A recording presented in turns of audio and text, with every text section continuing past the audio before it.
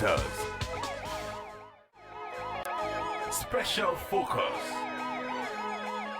They excelled in peace missions across the globe, from Darfur to Yugoslavia, Liberia to Haiti.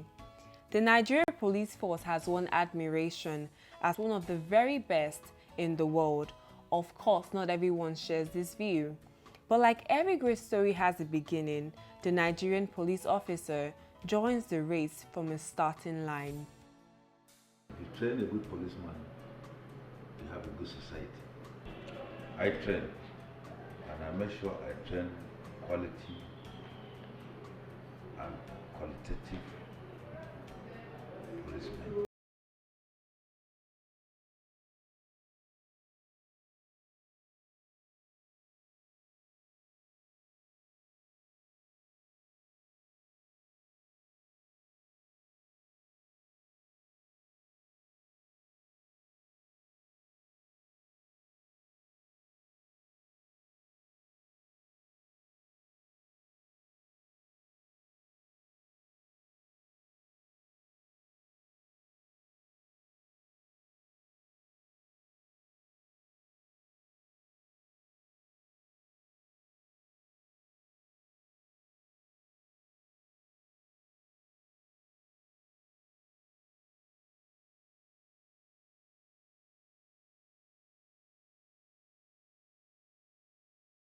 Police Abdullahi Mogaji to learn more about the premier police training institution in Nigeria.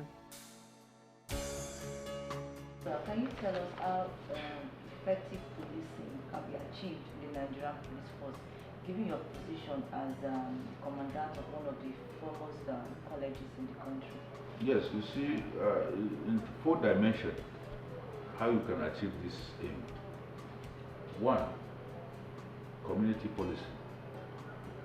Being introduced to Nigerian police today in our own training colleges, we do a lot. We teach them that they belong to the society, and the society depends on them. They rely on them. So they must have to know themselves. I will tell you one example. My sister was in England schooling then in the 1960s.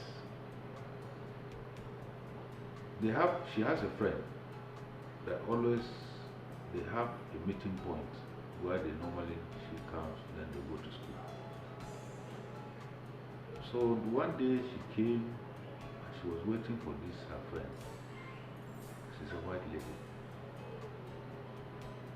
And could you believe a policeman from nowhere came in and gave her all her description, her name, her country, the school she's attending, the course she's attending, and the person she's waiting for. So my sister asked the policeman, "How do you know me? I've never met." He said, "Look, my dear sister, I've been watching you and your friend for the past 3 years. So this is community policing. A policeman posted to a particular place must have to take recognizance of all the individuals that are in that community. If you have a visitor, if you have a stranger, if you have a new face in the community, that policeman should be able to know the type of person you are, where are you working." Just for example, policy can be changed, like landlords. You see, why detection of crime in Nigeria today is so difficult, because the cooperation of the society is not being impacted on Nigerian police. We try to squeeze ourselves into the society to get information on how to fight crime, but the society is not helping the matter. For example, all these armed robbers you think of, are they living in the bush like animals? They are living in the houses. Most of these landlords, all they are after is money. They don't care who comes to live in their houses. Sometimes they even buy a bag of rice and give it to landlord. And you see somebody early in the morning, will be sleeping. In the afternoon, he'll be playing music with ladies, drinking. In the night, you don't see him. So why don't you ask this man, why is he leaving? But if there's appropriate care, this landlord, before you give him a house, you should know where he's working. You should even have interaction with his own employer. You should even know and open a file for him. Even if he wants to go further, you can even know the type of family he comes from before you give him house. So that this one will immediately checkmate all the society. So everything you behave, either you behave well or not behave well. We're all Nigerians. We have to salvage it that way. But I am sorry to tell you, community policing in this country should be one of the most priority that Nigerian police should impact on our policemen, so that every community should be able to know this policeman is working for my community. And you go deep and find out their problem. Every community has their ways of behaving. Some communities are good in smuggling, some communities are good in robbery, some of them are good in touting, and all those things. So, by the time you study them, you'll be able to know how to tackle their own problem. Like what is happening in Maiduguri. It's a crime against humanity. And that's why the Inspector General of Police is fighting so deep to find out why are they doing this. By the time he find out the solution, I mean the cause of all this, he'll be able to fight them. Because you see, they are human beings, they are living in the community, they are living in society, but the society are not helping the matter. Because if you say Boko Haram means education, Western education is wrong. That's the meaning, but it doesn't make sense to me. Because he who now created that Boko Haram was a scholar. So there must be a motive for what they are trying to do. And actually you find that by the time the Inspector General of the Police get deep into it, I think Nigeria will be proud of him, because he's fighting that this issue is not making him sleep, and he's fighting all the right, every time you see Boko Haram.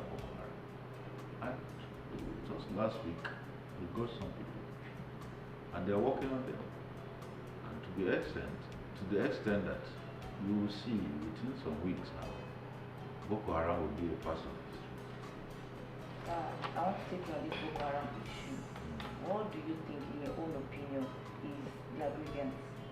Well, nobody knows much about their grievances. It can be political, not religion, because you cannot kill. When you are a Muslim, I don't think it has to do with another Muslim brother where you go and shoot him. I have never seen in the Quran where they say even you should shoot a Christian. So killing in Islam is a very big offense to God, because you cannot even make a pig out of a life when you are taking it. You don't know how much it costs God to make you, and you're taking another man's life. So I believe it's political, which is best known to them. But as far as I'm concerned, it's a criminal act, and government is not resting, and they get to the solution to their problem. So tell us, still on this Boko Haram issue. So why are they after security agencies, particularly the Nigerian police force? Why? Yeah, because we are the one that is trying to arrest them. And by the time we get them, you see Nigerian police today, we don't even bother much, because that's our job. It's a hazardous job. So normally criminal doesn't like you. There's no criminal that like policemen. And sorry to tell you, time will come. Sir, as the commandant of one of the oldest colleges, Yes. would you agree that adequate training have been given or is being given to officers and men in order to face the challenges of modern police? This college produced a lot of dignitaries. As early as 60s, 50s, cadets have been trained here, cadet inspectors. And most of them find themselves at the helm of affairs in the Nigerian police. Just to mention few, as I said, the present Inspector General of Police was trained here. So if you didn't get adequate training, I don't think you can carry on with the challenges of this millennium. Gambo was here, Tafa was here,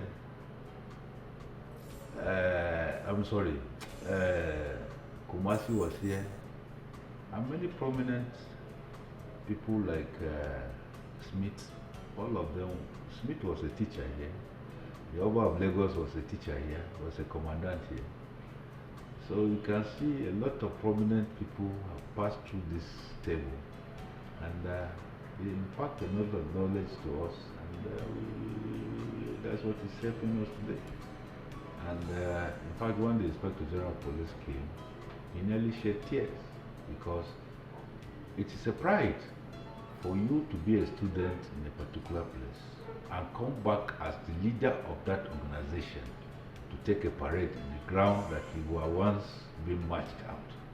So I think it's a tremendous achievement in the Nigerian police today. With the reform, you can see we are retraining so far since I assumed duty. We train more than 5,000 people, both foreign and outside. I mean, foreign and in.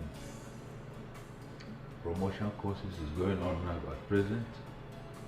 Inspectors to ASP, sergeant, corporal to sergeant, all these things in batches. So we are very busy, and we thank him for recognizing the college as one of the pioneers of the colleges in the country. Because if you train a good policeman, you have a good society. Why do you think the junior officers have this unruly behavior? It's not all of them that misbehave. It depends on the orientation right from the childhood. And there are some, like even if you bend them inside the kennel, I don't think they can reform. And that's why we always throw them out. In my opinion, two things maybe makes them behave rationally. One, inexperience. You know, when somebody is inexperienced, there are a lot of things that crop in into his own lifetime. Because he believes what he's doing is the right thing. He wants to be, because he's an enforcer of law. So he wants to force it with all his forces, which is not true. So we always try to guide them that they should be civil in their dealing. Because by the time you deal with a civilian, even if you want to extract information from them, you can't be harsh to somebody you want to extract. The second one has to do with age. Because the young man is so zealous to do whatever he wants to do and get out of it. But with no commitment, no family, nothing whatsoever, even if you throw him out, he will start his life again. But somebody who has a family has to conduct himself so that he will not give a bad name to his own family. Those that are in the police college are still there, they can only be trained there. What about those that have gone out to the society? Well, when I finish, everybody carries cross. I train, and I make sure I train quality and qualitative policemen. And by the time they go to the society, it's another training. Because first they'll have to meet a different life out of the college home. So they are bound to conduct themselves and behave themselves. But by the time they go to society, the commissioner of police will take over, and the area commanders, the DPOs will checkmate them. And that's the hierarchy of checkmating them. Mind telling us a brief history of the police college Ikeja, and you agree that the reason for establishing it has been achieved? Yes, you see, during the colonial era, we have Western region, we have Northern region, we have Eastern region.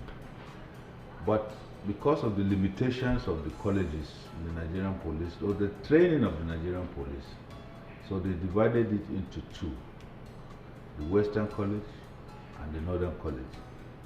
That's why we have one in Kaduna, one in Lagos. That's where I'm commanding now. So far, so good. In 40s, this college was established. As far back as that period, you see, the first commandant was a white man, the second commandant was a white man, the third commandant was a white man, and before we started taking over from them. I once said that police trainees with questionable characters will no longer be allowed to pass out of the college. Police organization, as I can say, is a disciplined organization. Somebody who carry weapon must be disciplined. Somebody who interact with the society must be updated, and he should be disciplined. So when I came in here, the Inspector General of Police directed that every person that comes for course here must, one, conduct himself, two, he must be up to date, three, he must pass his examination, four, he must pass his interview, how he can conduct himself, how he approach people. 5, you must be very neat, acceptable to the society. If you don't satisfy me with this condition, I will retire you. That is for the cadets. But for you, you go back. Next time, maybe if your slot is in, you come back again. And if you still misbehave, you go back. So that will teach you a lesson that, yes, to behave yourself starts from the college. Because if you don't train them, that's how you move them outside. They say garbage in, garbage out. So, sir, how does the college checkmate the attitude of officers and men of Nigerian police? Yes, force? you see. Because some persons are of the opinion that policemen, particularly the rank and file, Yes. are unwilling. Yes, you see, as I was saying, we have code of conduct here in the college. We have activities that checkmate both officers and men on training. For example, our activities start from 4 o'clock in the morning. All the course participants will assemble in the number 1 field. We call it tattoo in the morning and in the last hour of the day, so that we find out who and who are in the college, who are not outside. And the fatigue follows from 5 o'clock to 7 o'clock. Then from 7 o'clock, they go for their break. 8 o'clock, they're in the classroom till 2 o'clock. 2 o'clock, you go and rest for 2 hours. You come back for fatigue. Close by 7:30. 8:30, you are also in the field, so that we check you. 9 o'clock, you're on your bed. You lock up. So that's how we checkmate them. And it helps us a lot to know them by their characters. You know, psychology, if you are managing a human being. You must know how he behaves, his temperament, his adaptations to society, and his general behavior, because you are closer to him. So what's your opinion on our program, Firefighters the Policemen? Well, I congratulate you for, you see, that's why you are progressing. When I was in the command, you people come to us and we give you a lot of little we have on the ground. And with the new development now in your own organization, get moving from old system to new system, from new building to, from old building to new building, from the same organization, I think is an achievement. And I wish you good luck. And I pray Almighty Allah should guide you and build you up. But one thing people should understand is that you are fighting and you are giving awareness to the Nigerians of how crime is bad and how do we fight it. So it is not only policemen that fight crime. As you are, as I understand the organization, so you are now enlightening the community that crime is bad. And I believe you people should emphasize on even interviewing the society, so that let them know what is crime, because you are educating them, and let them know that some of Nigerians, do you know that they commit crime without knowing? Do you know? They believe it's normal. For example, now you beat your dog, you know, some people think beating a dog is not an offense. But in Europe, if you beat your dog and a policeman saw you, it's correlated to animals. And he will charge you, and you pay fine, or you go to jail, and the dog will be in your house waiting for you. So a lot of Nigerians don't know. I think with your organizations, I believe you are now penetrating into the society. With this, your programs, people will now know what the police are doing, what days they're supposed to do. Because the society is supposed to help the police to fight the crime, not only policemen. Do you have any regret being a police officer? I don't think I have regret, because otherwise I will not be in this table.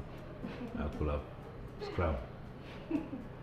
So being a policeman, even if I come back in the second world, I think I should be one of the policemen even in heaven. I think I will apply. Sir, it's been nice talking with you. Thank you very much.